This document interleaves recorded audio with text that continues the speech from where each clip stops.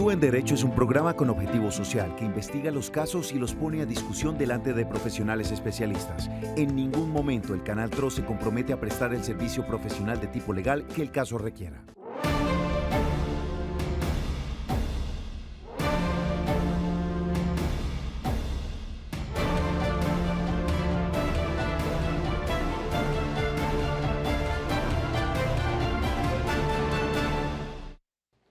Hola, ¿qué tal? Un cordial saludo. Bienvenidos a Actúe en Derecho. Después de Oriente Noticias, iniciamos con el programa jurídico del Canal TRO, dedicado, por supuesto, a ustedes, a la comunidad, donde atendemos esas situaciones y le comentamos si usted requiere o no la ayuda de un especialista en Derecho.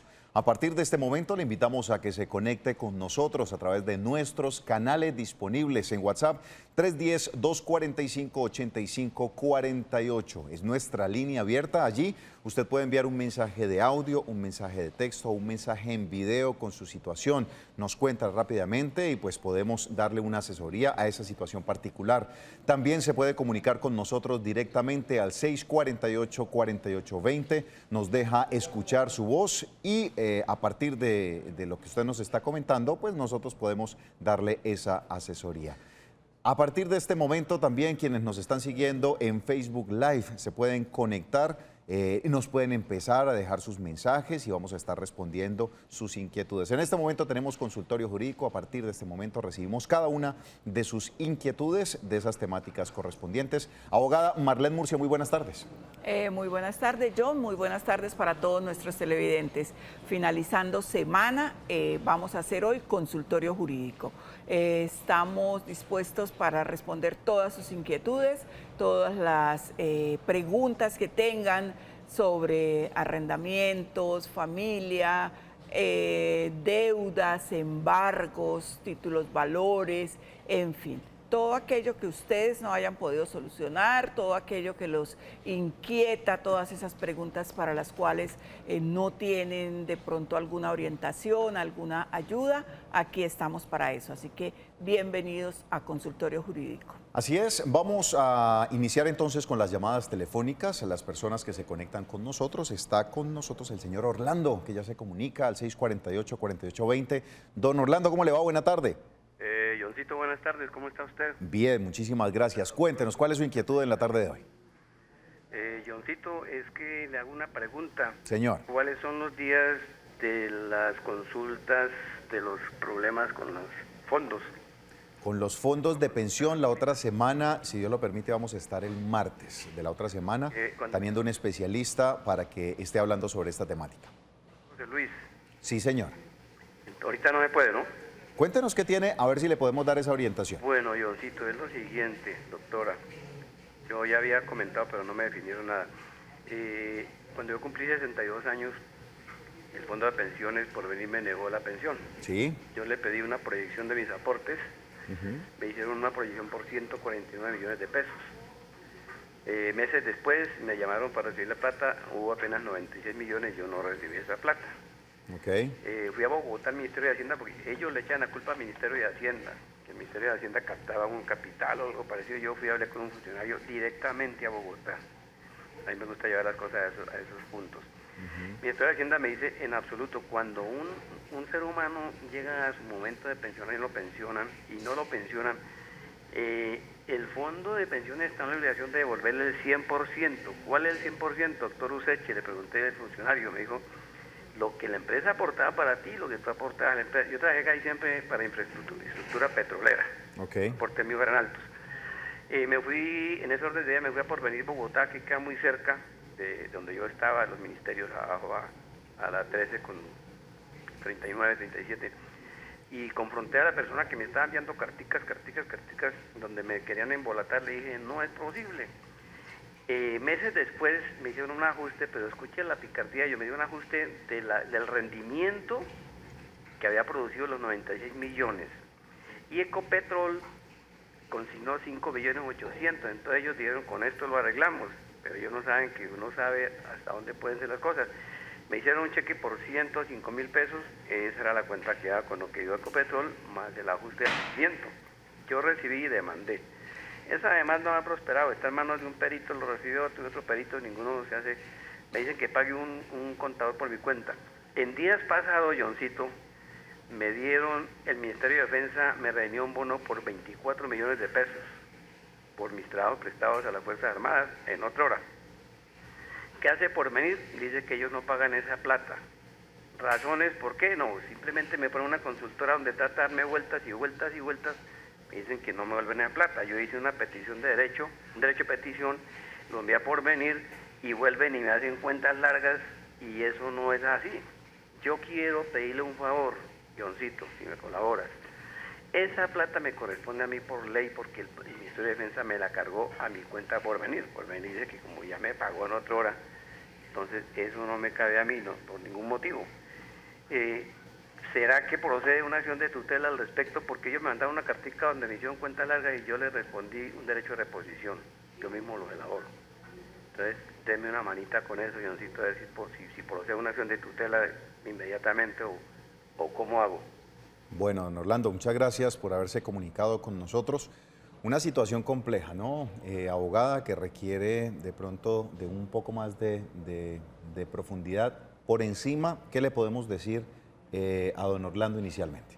Bueno, don Orlando, sí, como dice John, la situación es bastante compleja y muy especializada. La sugerencia de contratar un perito por su cuenta, pues yo creería que es lo mejor que usted puede hacer para el tema del proceso que ya tiene. Respecto del bono que le acreditan las fuerzas militares, yo no creo, es mi criterio, que le proceda la acción de tutela. ¿Por qué? Porque la acción de tutela está diseñada y está hecha para defender derechos fundamentales que no tengan otra vía de defensa judicial.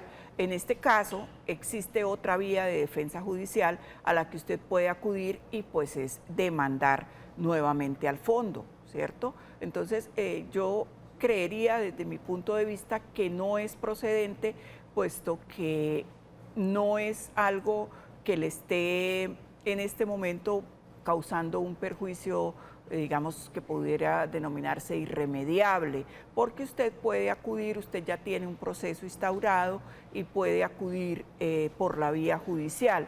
Entonces yo creería que no. Sin embargo, podríamos estar consultando el tema nuevamente el martes con el doctor Jorge Luis Quintero, que es especialista, para que él le pueda dar más luces.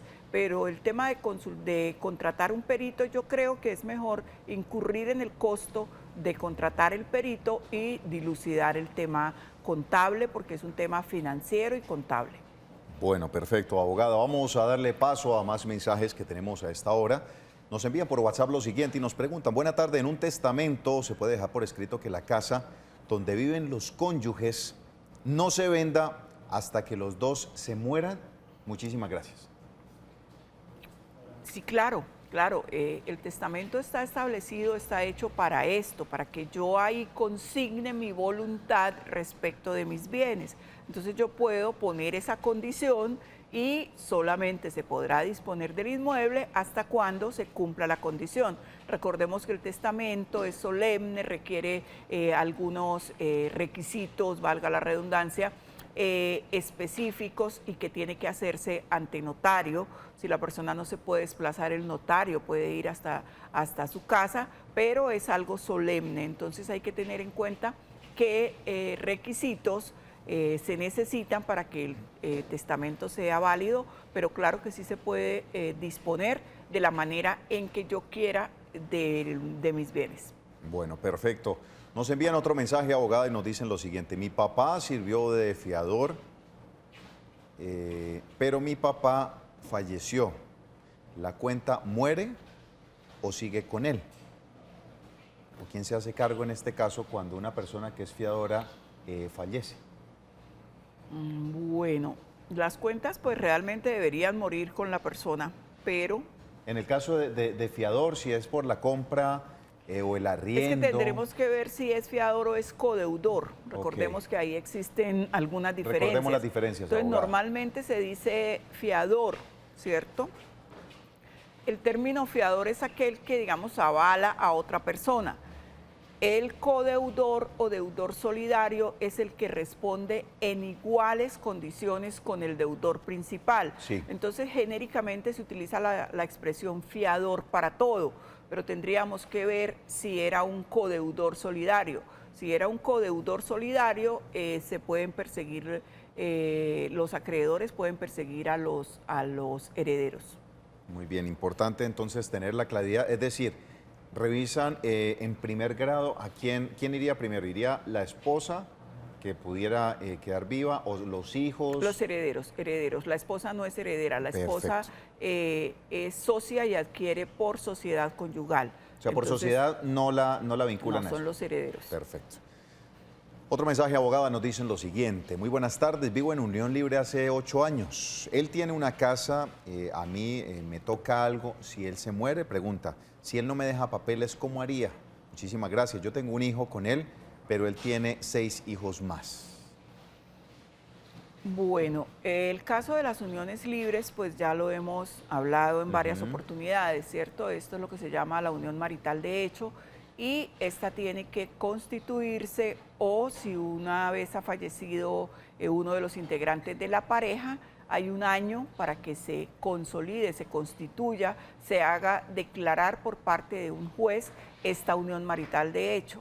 Si no existe ningún impedimento, es decir, si los dos son solteros, surge la unión marital de hecho y como consecuencia surge la sociedad patrimonial, que es la que realmente da derecho a los bienes.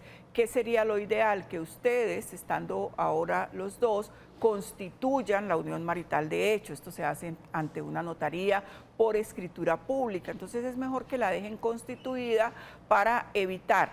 ¿Qué pasaría acá? Usted tiene derecho a la mitad de los bienes, pero la otra mitad es del señor y si él llega a fallecer, sus hijos tendrían, los hijos de él, perdón, y su hijo tendrían derecho también sobre la mitad del señor. Bueno, perfecto, tenemos una llamada, está Carolina en línea. Carolina, ¿cómo le va? Muy buena tarde. Muy buenas tardes. ¿Cómo le va, Carolina? Cuéntenos, ¿cómo le podemos ayudar? Bien, es que una consulta. ¿Cuál es? Lo que pasa es que a mi suegra, cuando estaba en vida, el papá de ella le escrituró, le hizo una compraventa de un lote. Sí. Ya eso hace años. Y la mamá de ella también falleció.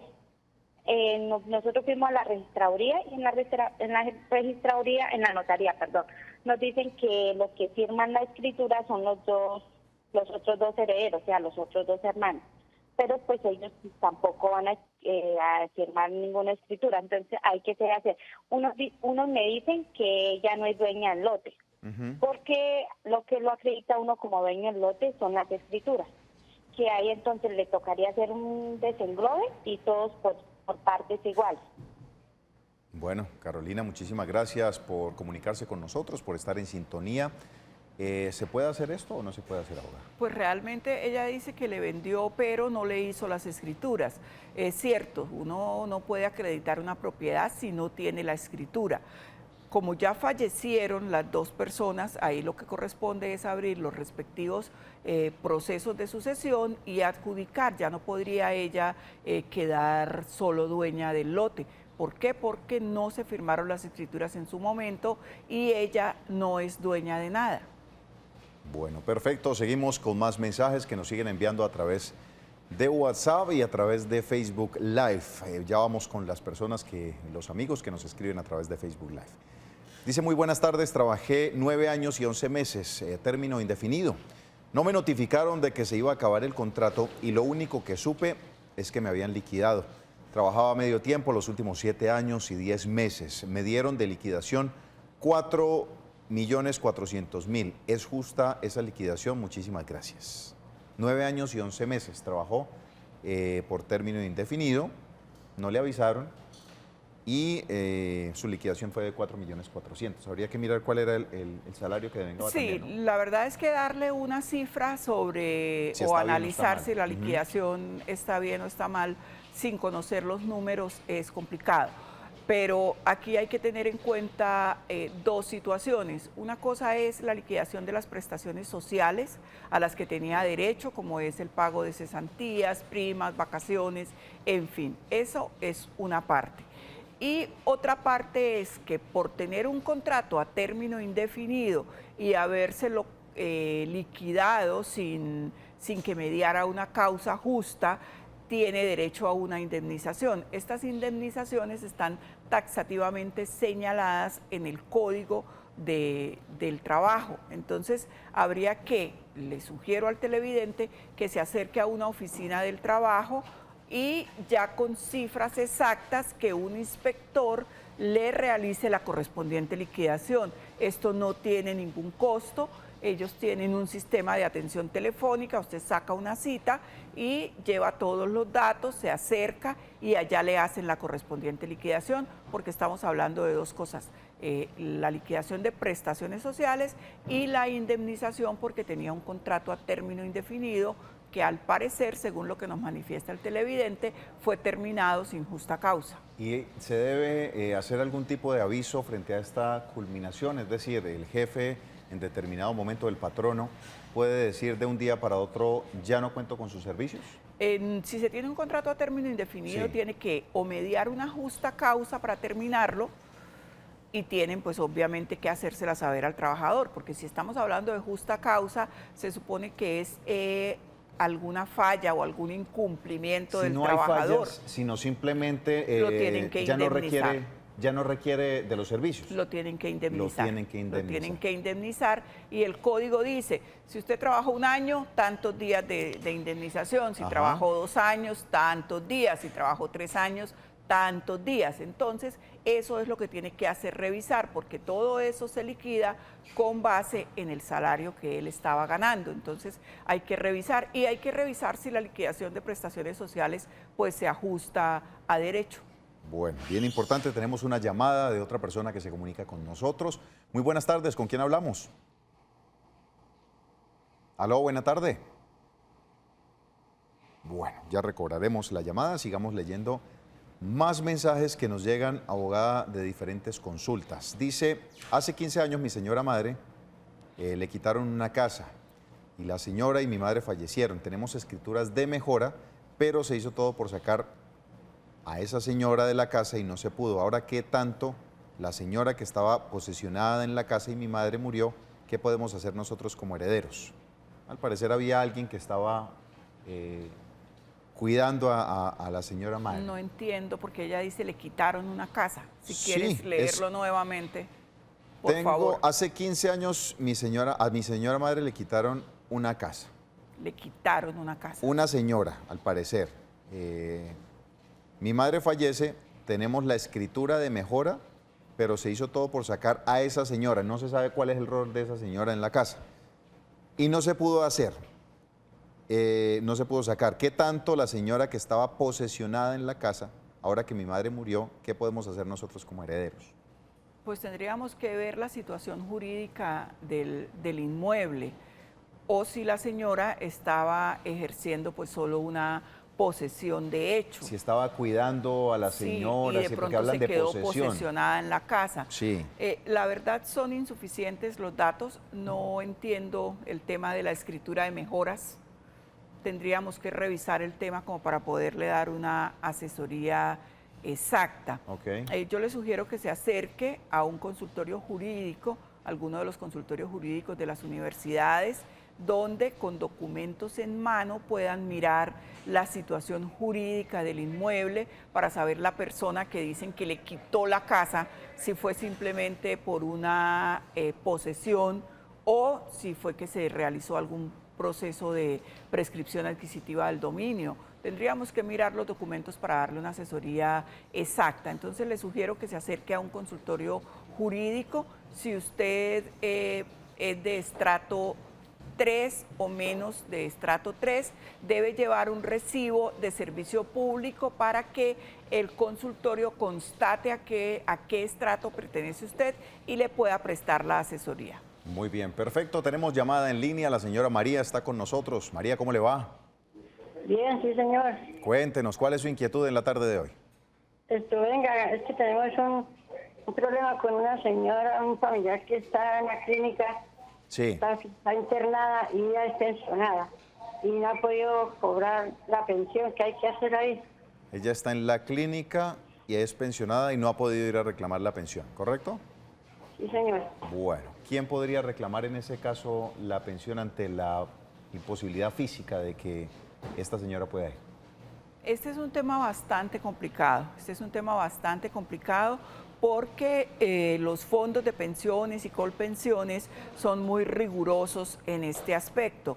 ¿Qué hay que hacer? Hay que hacer un poder. Si la señora está en uso de facultades y puede, hay que solicitar la presencia de un notario donde la señora esté para que hagan un poder para que otra persona pueda reclamar esa pensión, porque los fondos son muy celosos en este tema y no cualquiera puede reclamar. Entonces, si la señora está en posesión de sus facultades mentales y lo único que está imposibilitada es de desplazarse, se puede requerir a un notario para que asista donde está la señora y se le otorgue un poder a otra persona para que esa persona pueda reclamar la pensión.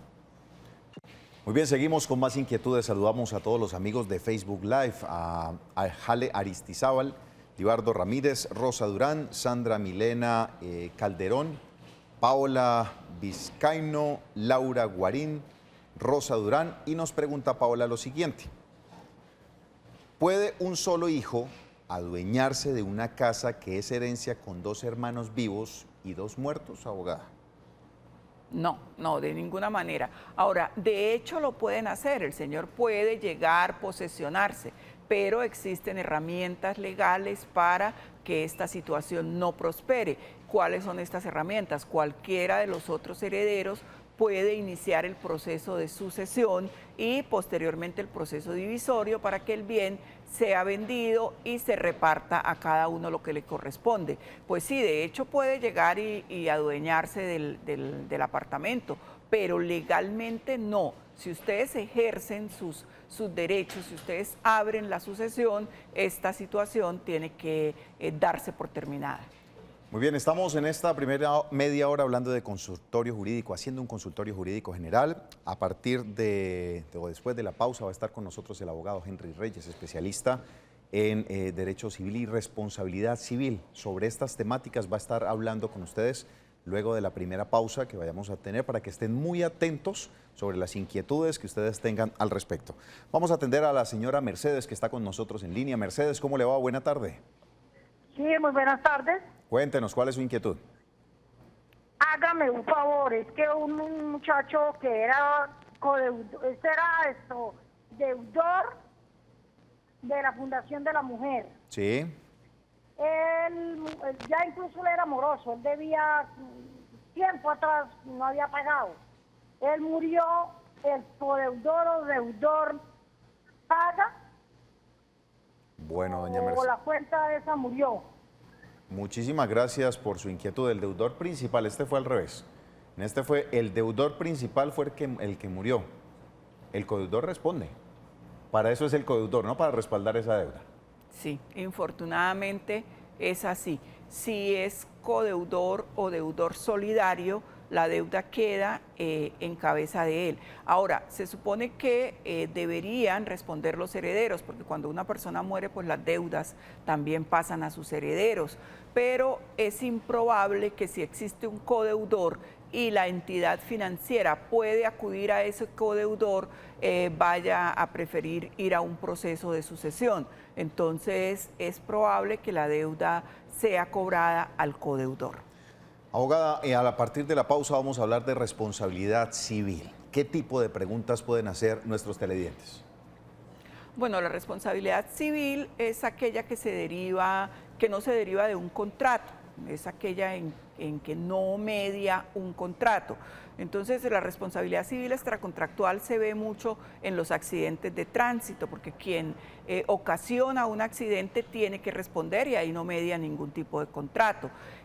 También se ve, por ejemplo, cuando yo entro a un sitio, a una empresa, sufro un accidente dentro de esa empresa, no tengo ningún vínculo con ella, también esa empresa puede ser responsable. Lo que ha pasado en los centros comerciales con los accidentes de las escaleras eléctricas, sí. ese tipo de situaciones. En las empresas, incluso hay algunas empresas como Coca-Cola, las plantas de Coca-Cola no permiten que ingrese nadie que no tenga su seguridad social, que no tenga ARL, porque si ocurre algún accidente, se resbala, se cae o algo dentro de las instalaciones de la empresa, eso sería una responsabilidad civil extracontractual para la empresa. Entonces es más o menos sobre este tipo de accidentes y de cosas donde no media un contrato. Muy bien, esto después de la pausa, preparen sus preguntas, ya regresamos, hacemos un pequeño corte y estamos nuevamente con ustedes.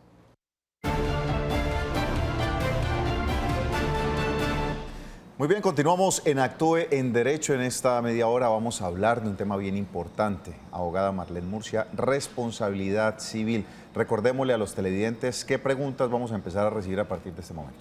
Pues yo creo que el más indicado para darnos un contexto de qué es la responsabilidad civil es el abogado. Abogado, ¿de qué tema le pueden preguntar exactamente?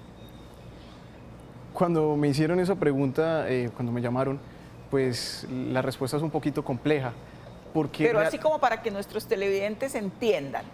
Bien, digamos que la responsabilidad es el derecho de daños. Okay. Cada vez que se causa un daño, cada vez que se lesiona a una persona en algún interés, el que sea por parte de un juez que tomó una mala decisión, un médico que cometió una culpa en un procedimiento médico, un contrato adjudicado de forma desacertada, la responsabilidad civil o el derecho de daños es el área específica del ordenamiento jurídico que se encarga de indemnizar o de ordenar la reparación de esos daños. Muy bien, abogado Henry Reyes, tenemos inquietudes, las personas nos empiezan a escribir a través de Facebook Live y a través de WhatsApp y nos hacen la primera inquietud. Hay una empresa muy grande, transportadora de valores en la ciudad, que en su afán de llegar a cumplir con una entrega, golpeó fuertemente un vehículo, causando el accidente de 3 vehículos más. En este caso, ¿aplica este tipo de responsabilidad? ¿Y qué podría hacer yo? Pues fui uno de los afectados. La empresa en este momento no responde, pues dice que no hay una evidencia que compruebe este tipo de accidente. Bien, pues lo cierto es que la responsabilidad con ocasión a los vehículos se circunscribe dentro de un tipo de responsabilidad objetiva. Sin embargo, cuando se encuentran varios vehículos, este juicio de responsabilidad implica demostrar que la causa directa del daño es justamente el actuar de aquel que será demandado. En este caso, ese vehículo de valores, pues la empresa que lo administra deberá ser demandada y se deberá probar los elementos distintos de la responsabilidad. Esto es que existe un daño, que hay un perjuicio, que hay un nexo causal, y con base en estos elementos, como es un régimen de responsabilidad objetiva, será suficiente para ordenarle al demandado que indemnice en este caso. Y esto se prueba, abogada, siga. En este caso, ¿qué tendría que hacer nuestro televidente? ¿Hay alguna instancia prejudicial? O sea, ¿él puede o debe agotar alguna instancia o sencillamente de una demandar? No, tiene que iniciar un proceso de conciliación, teniendo en cuenta que es un requisito de procedibilidad para acceder al proceso de responsabilidad. Una vez pues, se realiza esa audiencia de conciliación, si fracasa la audiencia de conciliación, se procederá a demandar a la empresa. ¿Bien? Abogado, y en cuanto al tema de pruebas, uno de los argumentos que le manifiestan es que no hay pruebas que demuestren este tipo de cosas. ¿Una prueba podría ser una fotografía del accidente? Bien, son varios elementos, ¿no? Digamos que en un proceso de responsabilidad con ocasión a un impacto de vehículos es muy importante el croquis, ¿sí? Es lo que se denomina croquis, que es el levantamiento que hace la autoridad de policía o la autoridad vial para determinar cuáles son las condiciones del accidente. ¿Listo? Sin embargo, en cualquier tipo de proceso de responsabilidad hay libertad probatoria. Quiere decir ello que si no se encuentra este elemento, se pueden aportar todo tipo de elementos, testimonios, fotografías, la prueba de cómo quedó el vehículo y demás. Entonces, pues a mí se me hace bastante difícil que si fue un accidente en una vía pública donde se impactaron 3 vehículos, no existan evidencias que permitan encontrar si verdaderamente el causante de este evento daño es la empresa, sí, o pues el conductor que pertenece a dicha empresa. Ahora es extraño que sea empresa de valores, de pronto sería más bien una ambulancia que en su recorrido pues podría pasar esto porque está llevando a alguien y choca y producto de eso pues sigue su recorrido porque se ha visto y en este orden de ideas pues después argumenten en que no pueda responder. Preguntándole en este tipo de situación frente a las ambulancias, que se presentan a veces estas situaciones donde ellos no esperan a un croquis porque la situación amerita que deben entregar al paciente que llevan por alguna urgencia, ¿ahí cómo opera ese tipo de responsabilidad? Bien, es una pregunta muy interesante, ¿listo? Porque la ambulancia está cumpliendo una actividad riesgosa, pero la exigencia que se tiene de la diligencia que debe manejar en un evento de riesgo es distinta, teniendo en cuenta que pues, se le exige que ande a alta velocidad justamente para salvar al paciente, pero esto no la exonera de tomar conductas diligentes para disminuir la posibilidad de causar un evento de daño. ¿Bien? En específico, frente a una ambulancia no puede alegar que es irresponsable por el hecho de estar cumpliendo esa labor. Tiene que tener diligencia y cuidado en el comportamiento. Reitero, esto es un tipo de responsabilidad objetiva, no se observa tanto la diligencia y cuidado, pero el nivel de la actividad y la forma como lo ejecute aumenta la posibilidad de que se concrete o se cause un daño. ¿Bien? Bueno, perfecto. Tenemos una llamada a esta hora, la señora Carmen se comunica con nosotros. Doña Carmen, ¿cómo le va? Muy buena tarde. Buenas tardes, doctor, ¿cómo está? Muy bien, gracias. Cuéntenos, ¿cuál es su pregunta? Doctor, lo que pasa es que hace más o menos 40 años yo me separé de mi esposo y entonces no hicimos separación legal. Por ejemplo, sí. Él ahorita si llega tiene derecho a los bienes que yo tengo. Bueno, preguntémosle a la abogada sobre esta temática. ¿Tiene abogado o no tiene derecho sobre esos bienes? Bueno, partiendo de que doña Carmen habla de esposo, suponemos que se casó. Entonces, si existe un vínculo matrimonial y no se ha liquidado, todavía está vigente la sociedad conyugal. Entonces, en ese orden de ideas, no importa el tiempo que pase. Cuando el socio quiere venir a reclamar su parte de la sociedad conyugal, tiene derecho.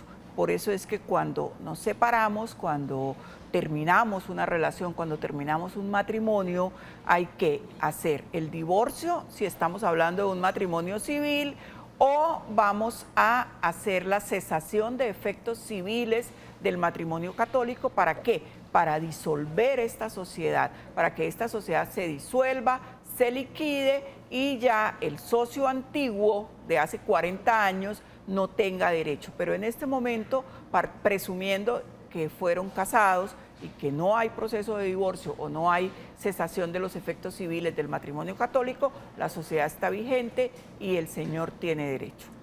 Abogado, nos escriben a través de Facebook Live, nos hacen la siguiente inquietud a propósito de una situación médica. Dice, muy buenas tardes, gracias por este programa. Soy un hombre de 24 años de edad a quien hace un año la vida le torpedeó el azar debido a una negligencia médica.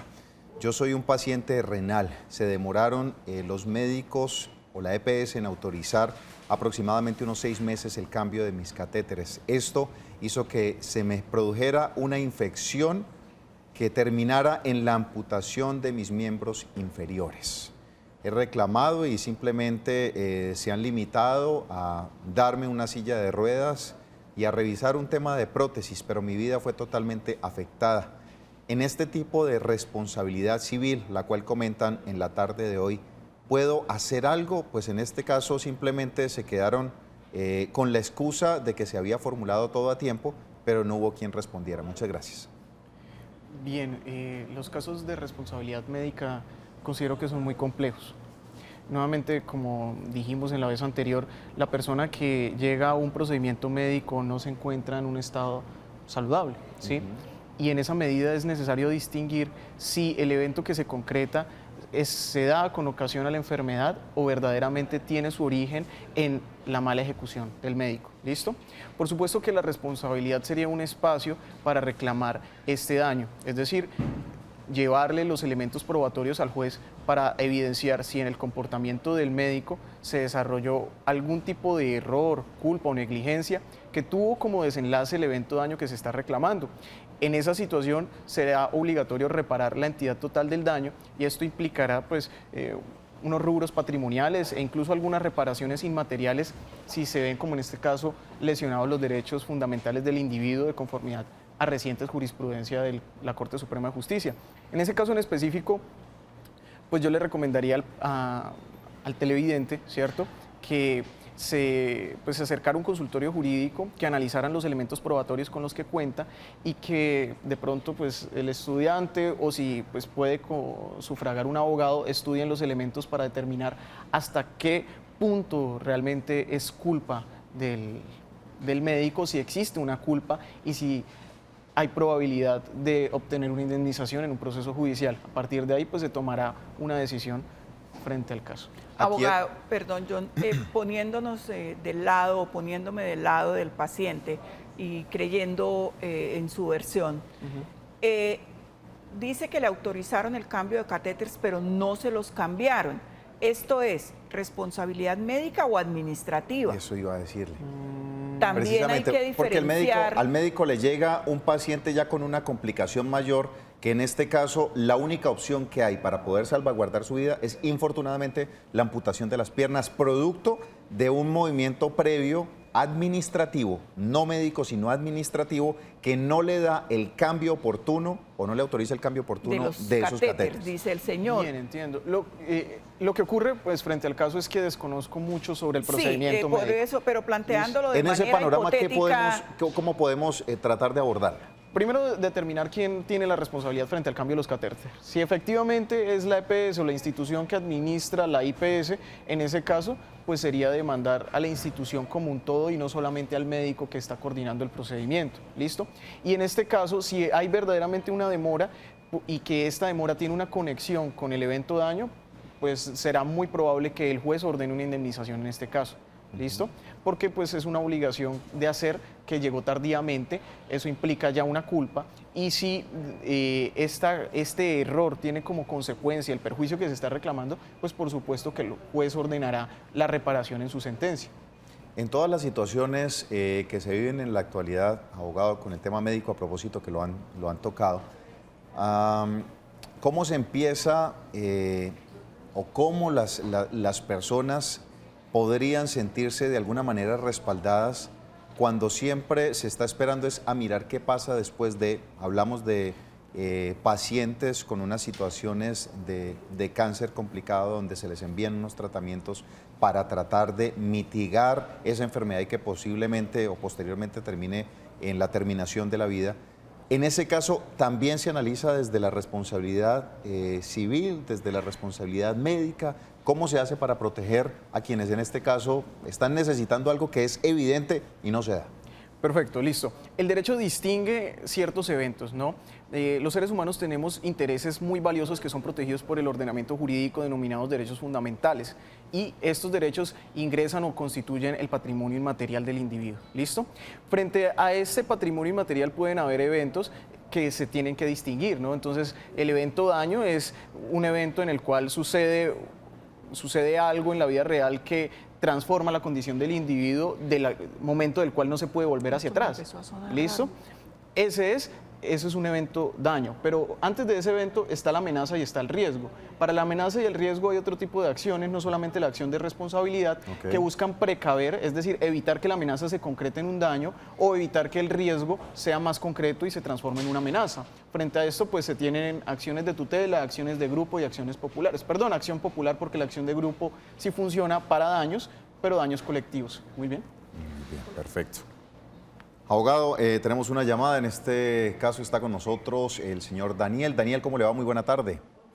Muy buenas tardes, don John. Un saludo grato para usted y para los abogados. Gracias. Daniel, cuéntenos, ¿cuál es su inquietud en la tarde de hoy? John, es que tengo una inquietud para el abogado. Resulta que yo trabajo en una empresa. En esa empresa tengo un contrato indefinido. Yo el 12 de septiembre tuve un accidente laboral.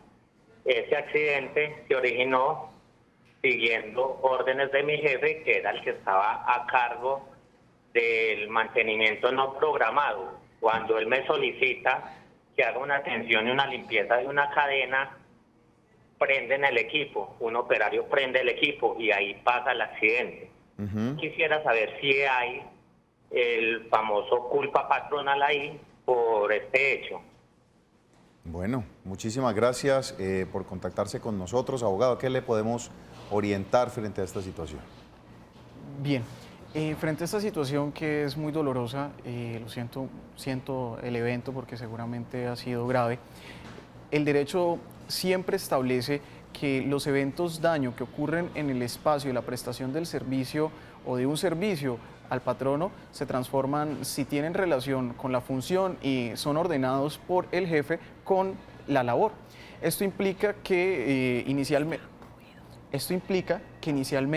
debe responder pues el empleador, y asimismo seguro contará con una ARL si ha cumplido con las normas de seguridad laboral, y esta ARL funcionará como un seguro a favor de un tercero, en este caso usted, que llegará a indemnizar parte de los daños que ocurrieron en ese evento. Si faltare alguna cantidad o algún rubro por subsanar para indemnizar totalmente el daño que le han causado, pues usted deberá demandar tanto a esta aseguradora como también a su patrón.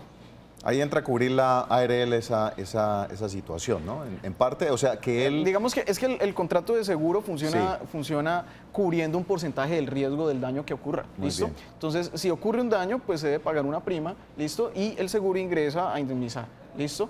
Pero puede ocurrir que el daño sea tan amplio que el seguro no cubra la totalidad, en cuyo caso entrará solidariamente a reparar también el patrono, ¿listo? Bueno, perfecto. Tenemos una pregunta a través de WhatsApp. Nos dicen: muy buenas tardes, felicitaciones por su programa. Una pregunta: ¿se puede demandar, o mi señora puede demandar a quien le hizo una cirugía de manguito rotador, pero durante esta cirugía, según dicen, le picaron un pulmón y tuvieron que hacerle una cirugía de tórax? ¿Qué se puede hacer? Muchísimas gracias. Perfecto, listo. Manguito rotador, estamos hablando en el hombro, es esta situación. Sí. Y al parecer hubo algo que sucedió con el tórax. Muy bien, listo. Frente a este tipo de eventos de responsabilidad médica es súper importante, o uno de los elementos vitales del juicio es tanto la historia clínica como el consentimiento informado. ¿Listo? ¿Por qué? Porque el consentimiento informado establece una serie de eventos que pueden llegar a ser riesgosos, que han sido anticipados por los médicos con ocasión a la técnica. Es decir, de pronto, de forma inevitable, cuando se hace esta operación hay un riesgo de lesionar el pulmón. ¿Listo? Ahora, ¿eso está contemplado en esa carta que de pronto firman previamente? Debería. Sí, pero a ese detalle debería estar depende. contemplado. Es que el riesgo que se manifiesta ahí en esa carta es todos aquellos eventos que pueden ocurrir con ocasión a ese procedimiento. Ajá. Voy a explicarlo de la siguiente forma. Me van a hacer una cirugía de mano, ¿listo? Uno de los riesgos es perder movilidad, ¿listo? Estará manifestado allí.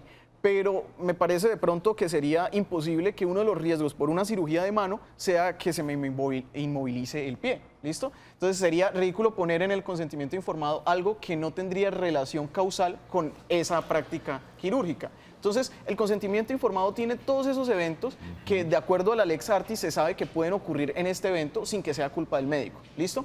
Entonces, si ocurre uno de estos eventos, es poco probable que se dé una obligación de reparar frente al médico o frente a la entidad que presta el servicio de salud. Sin embargo, digamos que eso se debe leer con beneficio de inventario. ¿Por qué? Porque puede ocurrir que me hayan manifestado que uno de los riesgos de la práctica de la cirugía en mi mano es perder su movilidad, ¿listo? Pero pese a que se concrete este riesgo, es decir, me practican la cirugía, yo pierdo la movilidad en mi mano, pero luego en el proceso judicial logro demostrar que la razón por la que perdí la movilidad en la mano no fue un riesgo del evento, sino fue una mala praxis médica, es decir, fue un error del médico. Tienen que entrar a probar eso. Exactamente, si él está en el consentimiento informado, ¿sí? Entonces la carga de la prueba se desplaza, y en esa medida yo tengo que demostrar que pese a que estaba en ese consentimiento informado, la razón del evento de daño no es algo común que suele ocurrir en estos procedimientos con ocasión a la lea curativa del cuerpo humano, sino que fue culpa del médico. Y si yo logro demostrar esto, pues el juez ordenará la reparación que corresponda con ocasión al daño causado. Pasaría lo mismo para el caso de las personas que operan de cáncer de tiroides y la posibilidad de que en ese procedimiento pierdan su voz, ¿cierto? Sí, es verdad, exactamente. Pero esto es por la posibilidad de una mala praxis o por el riesgo que existe frente a lo que sucede allí. Mira, lo que pasa es que la diferenciación es muy tenue. Es finita, ¿no? Sí, la línea es muy fina, entonces explicarla es un poco complejo, pero voy a intentarlo frente a ese caso que me parece muy bueno. ¿Listo? Te dicen que una de las aleas curativas que hay con el procedimiento la remoción de la remoción de la tiroides es perder la voz o que esta voz cambie. Sí. ¿Listo? Eso es uno de los riesgos. ¿Por qué es un riesgo? Porque pese a que el procedimiento se practique perfecto en un cuerpo, 1 en 1 millón o 1 en 10 millones, puede ocurrir que ese procedimiento tenga un efecto contrario a lo que se espera. Puede ocurrir que ese cuerpo, que es particular, que es distinto al de la mayoría, ese procedimiento no sea el correcto, ¿sí? Y cause un efecto negativo. Esto es algo que debe correr el paciente, ¿sí? Porque digamos, si se lo ponemos a correr al sistema de salud y a los médicos, pues nadie va a querer ejercer la medicina, ¿bien? Y precisamente por eso socialmente lo decidimos así. Pero puede ocurrir que en la práctica del procedimiento que se haga sobre una persona, el médico comete un error. Por decir algo, aquí al extirparle la tiroides le corta una cuerda bucal. Exactamente. La toca, es que ni siquiera la tiene que la roce un No, poco digamos con que, eso. que la con eso corta. Tiene ya para generar Porque un daño. es que el Que la tema corte, es que la exactamente, tiroides está ahí y por el solo hecho tú Muy puedes, cerca. de trabajarla tú puedes perder Sí, la es voz. muy cerca, es muy ¿cierto? cerca. Ajá. Pero si no ese es el riesgo, sino que se evidencia o que Que- se cortó una cuerda. Que incluso Ok. es doloso, es decir, Ajá. si se evidencia eso, es decir, se firma el consentimiento informado, en el consentimiento informado sale que uno de los riesgos es perder la voz, pero en el marco del procedimiento judicial se demuestra que el daño es tan obvio, fue un error tan craso que pareciera que el médico lo hizo intencionalmente. Ahí, en ese caso, pues ya no, el consentimiento informado no cubriría al médico, sino que sería su culpa por el evento que se ocasionó con su dolo o con su culpa grave que se asemeja a dolo en materia civil. Abogado, y me están recordando unas situaciones que se han vivido donde le tienen que operar un miembro inferior y resultan, en vez de ser el miembro inferior derecho, terminan operándole el izquierdo. Y luego cuando van a mirar, y bueno, pero ¿y qué fue lo que operaron? No, revisamos y no había nada, pero claro, el tema estaba en el otro miembro. ¿Ahí qué pasa? Ahí también hay una responsabilidad ¿Ahí cómo se analiza eso? Bien, eso es un caso muy interesante. Una vez estuve muy cerca de un proceso justamente relacionado, exactamente el mismo proceso. ¿Listo? ¿Qué puede suceder allí? ¿Listo? Lo primero es que la historia clínica demuestra que la rodilla a operar era la rodilla derecha y se opera la rodilla izquierda. Esto es una culpa evidente. Eso aligeraría mucho las cargas del proceso. Bien, de hecho se denomina este evento dentro de la responsabilidad como las cosas hablan por sí mismas. Hay un latinazgo, no lo estoy recordando, pero apenas lo recuerdo. O como salta de bulto. Exactamente, listo, es claro. Sí. Pero además de ello, es necesario probar que esto causó un daño y un perjuicio. Sí. ¿Por qué? Porque puede ser que operé la rodilla izquierda, pero sucedió que cuando estaba haciendo la apertura de la rodilla izquierda, como médico, ortopedista o demás, evidenció que esa rodilla también tiene una lesión. Solamente que no se había estudiado la rodilla y reparo esa rodilla. ¿Listo? En este caso... O sea, sí hubo una buena fe, a pesar de que no era la rodilla con la situación, operó algo que estaba mal. Exactamente.